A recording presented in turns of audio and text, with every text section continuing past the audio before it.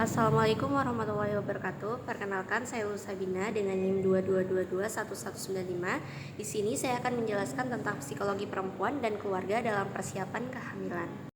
Nah, jadi di sini kehamilan seperti yang sudah kita ketahui bahwa kehamilan merupakan suatu masa yang dimana dimulai dari kontrasepsi, artinya pertemuan antara sel sperma dan juga sel telur sehingga terjadi fertilisasi, lalu terjadi nidasi atau implantasi di endometrium dan berkembang hingga akhirnya janin siap untuk dilahirkan. Lamanya hamil adalah 280 hari atau 9 bulan 7 hari atau 40 minggu dihitung dari hari pertama hari terakhir. Nah, mungkin teman-teman sudah sangat paham dengan penjelasan dari kehamilan ini. Nah, setelah kita mengetahui arti dari kehamilan tadi, tentu kita akan membahas materi bahasan kita hari ini, yaitu tentang perencanaan kehamilan. Itu apa sih perencanaan kehamilan? Kenapa sih kita harus merencanakan kehamilan? Jadi kehamilan yang direncanakan dengan baik akan berdampak positif baik itu pada kondisi janin dan juga pada kondisi ibu. Tentunya dalam perubahan fisik dan psikologis ibu dalam kehamilan itu menjadi lebih baik. Nah, kehamilan yang direncanakan itu akan menjadi kehamilan yang sehat, bukan hanya sehat secara fisik, tetapi juga sehat secara psikologis dan juga finansial. Nah, tentunya sebagai Gen Z ya yang sekarang sudah mulai melek dengan berbagai pengetahuan, ini merupakan hal yang sudah tidak tabu lagi, yaitu tentang perencanaan kehamilan. Nah, juga untuk mempromosikan kesehatan prakonsepsi yang juga merupakan strategi untuk meningkatkan kualitas anak yang akan dilahirkan di masa depan. Nah, tentunya untuk kita ya akan bergulir, kita nanti akan menjadi orang tua, kita punya anak itu akan menjadi orang tua kembali seperti itu. Nah, tentunya dengan kita merencanakan kehamilan, kita harapannya bahwa di masa depan nanti akan ada calon-calon penerus, baik itu dari penerus generasi bangsa dan juga penerus kita sebagai orang tua yang lebih baik, dan juga membantu upaya penurunan kesakitan dan juga kematian ibu dan bayi. Nah, tentunya dengan perencanaan kehamilan maka kita ya sebagai bidan tentunya akan sangat berdampak positif, khususnya kepada bagaimana ibu itu sudah mempersiapkan, ibu itu mengkonsumsi vitamin, ibu itu mengetahui nih fasilitas pelayanan kesehatan, ibu mengetahui sejak awal seperti kita yang remaja ini sudah mengkonsumsi tablet tambah darah supaya tidak anemia. Maka banyak sekali hal-hal positif yang didapatkan dari perencanaan kehamilan. Di sini ada beberapa faktor-faktor yang mempengaruhi perencanaan keluarga. Jadi, yang pertama yaitu adalah perhatian. Jadi, menaruh hati pada seluruh anggota keluarga merupakan dasar utama hubungan yang baik antara anggota keluarga. Nah, di sini dengan kita melakukan perhatian kepada calon ibu dan juga calon ayah, maka kita juga turut. Nah, untuk melanjutkan yang tadi, bahwa dengan kita memberikan perhatian, maka secara tidak langsung kita juga turut mensupport tentang perencanaan keluarga ini. Kita memberitahu khususnya yang memiliki bidang keilmuan, maka kita memberitahu nih, kita memberikan perhatian apa yang bagus dilakukan dan juga tidak dilakukan saat perencanaan. Lalu yang kedua yaitu pengetahuan, perlunya menambah pengetahuan dan tak henti-hentinya memperluas wawasan sangat dibutuhkan dalam menjalani kehidupan berkeluarga. Nah, jadi tentunya pengetahuan ini mencakup hal yang sangat penting sebenarnya, karena kesuksesan dalam perencanaan kehamilan juga dipengaruhi oleh adanya pengetahuan.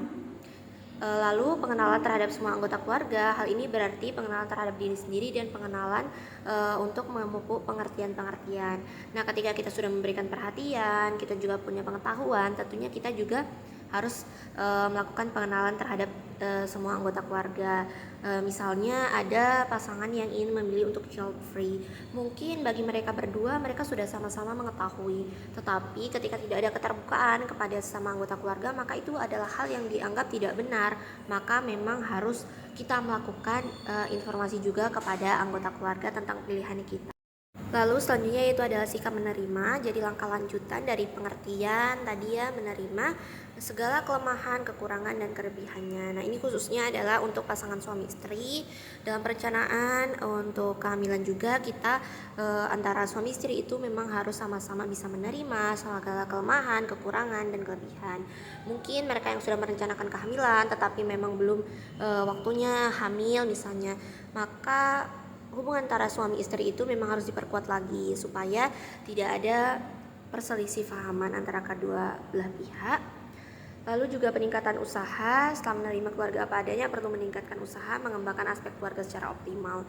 Nah, tentunya di sini juga berkaitan dengan finansial.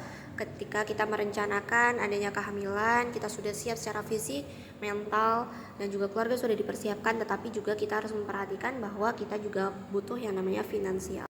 Nah, di sini ada beberapa persiapan diri sebelum memasuki gerbang pernikahan jika kita memang konseling kepada pasien-pasien pranikah. Yang pertama itu adalah persiapan mental. Jadi pernikahan ataupun kehamilan itu bukan hanya hal yang sepele. Yang mungkin kita sekarang menggebu-gebu untuk mendapatkannya, terus kalau misalnya kita sudah dapat maka biasa saja.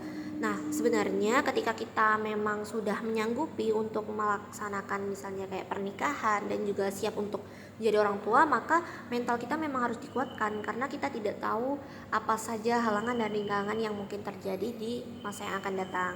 Yang kedua adalah persiapan keilmuan. Nah, kita melanjutkan yang tadi yaitu persiapan keilmuan. Jadi selain mental, tentunya kita juga harus meningkatkan keilmuan kita. Jadi keilmuan ini yaitu tentang pengetahuan, baik itu tentang persiapan parenting, jadi orang tua, persiapan gizi, bagaimana tata cara nanti mengurus anak, dan lain sebagainya. Yang ketiga tentunya persiapan fisik, kita sudah mental, sudah baik, keilmuan juga sudah cukup, tentunya kita mempersiapkan fisik kita, bagaimana kita nanti mampu menjalani kehamilan yang sehat, bukan hanya kita sebagai ibu hamil yang sehat, tetapi juga janin yang kita kandung sehat. Itu sebenarnya bisa dimulai sejak kita remaja seperti mengkonsumsi tablet tambah darah, rajin makan sayur dan buah, menghindari stres seperti itu. Dan yang keempat sama yaitu persiapan finansial yang terpenting. Nah, lalu kita akan membahas tentang perubahan psikologi dalam kehamilan ya. Jadi untuk ibu hamil sebenarnya bukan hanya masalah fisiknya yang akan berubah, tetapi semuanya termasuk ke dalam perubahan psikologis yang tentunya dalam perencanaan kehamilan ini juga harus kita diskusikan, baik itu kepada keluarga maupun khususnya kepada suami. Yang pertama yaitu pada trimester pertama, tentunya perubahan psikologis yang terjadi pada trimester pertama yaitu didasarkan pada teori Reva Rubin. Nah, kita tahu bahwa teori Reva Rubin itu biasa dipakai pada nifas ya teman-teman, yaitu ada masa taking in, taking hold, letting go. Tetapi di sini teori ini mendasarkan bahwa perannya sebagai ibu. Jadi ibu hamil, ya wanita hamil, dia akan belajar untuk memahami proses melalui penyesuaian seperti itu. Jadi mungkin ketika dia ingin hamil, perencanaan kehamilan dia sudah siap 100% menjadi seorang ibu. Tapi belum tentu pada trimester pertama, apalagi dengan mungkin mual muntah, mungkin merasakan perbedaan pada tubuhnya, maka dia akan menyelami apakah iya saya mampu untuk menjadi seorang ibu, apakah saya benar-benar ingin menjadi seorang ibu. Nah, seperti itu. Yang kedua yaitu adalah pada trimester kedua, tentunya ketika di trimester pertama mungkin mual muntah, tidak nyaman dan lain sebagainya, pada trimester kedua mungkin selera makannya sudah balik, dia sudah mulai merasa nyaman. Tetapi di sini yaitu dia dibagi dalam dua fase, yaitu fase pre-quickening, yaitu ya hubungannya dengan ibunya, atau biasanya pre-quickening ini ketika bayi itu belum bergerak ya, dan fase quickening ya setelah ibu merasakan quickening, identitas keibuan yang jelas akan muncul. Jadi pada trimester kedua mungkin psikologi ibu lebih stabil, tetapi juga tetap harus kita pantau, dan jangan sekali-kali membuat ibu itu merasa bersedih atau merasa stres, karena itu jelas akan berimbas kepada kehamilannya. Lalu di trimester ketiga, dalam periode menunggu dan penantian dan waspada, tentunya ibu pada fase ini sedang menanti-nanti kelahiran bayinya. Nah, saya lanjutkan di trimester ketiga tadi ya, pada fase menunggu mungkin banyak yang bilang ya bahwa 40 minggu atau 36 minggu kehamilan itu rasanya dengan 2 hari merasa menunggu HPL itu lebih lama yang 2 hari ya, karena ibu memang merasakan cemas, khawatir, tapi bahagia juga karena ingin bertemu dengan buah hati. Nah, di sini juga peran dari suami sangat penting, dimana suami seharusnya bisa untuk menenangkan ibu. Nah, jadi di sini kita sampai di akhir PPT, yaitu dengan kesimpulan bahwa perlu adanya perencanaan yang baik untuk mempersiapkan kehamilan dan persalinan bagi perempuan agar tidak menimbulkan masalah psikologis atau trauma psikologis yang mendalam selama menjalankan kehamilannya.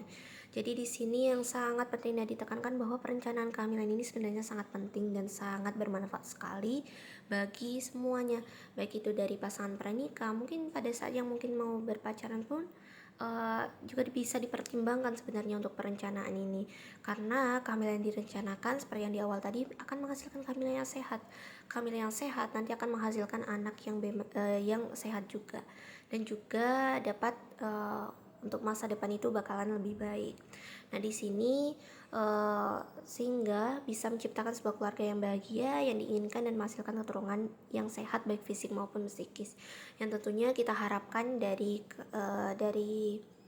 perencanaan kehamilan ini bahwa aki AKB berkurang karena yaitu kesadaran dari ibu dan juga dari keluarga dan juga dari suami. Lalu anak yang dilahirkan bisa tumbuh menjadi anak yang sehat, cerdas, apalagi jika dilengkapi dengan screening pranikah sehingga insya Allah terhindar dari beberapa penyakit genetik. Nah seperti itu. Jadi pesannya untuk teman-teman semua yang sudah ada niat untuk pranikah, mau menikah ataupun mau hamil, baiknya adalah dilaksanakan yaitu perencanaan kehamilan supaya semua lebih tertata. Baik, hanya itu saja yang dapat saya sampaikan. Mohon maaf atas segala kesalahan. Wassalamualaikum warahmatullahi wabarakatuh.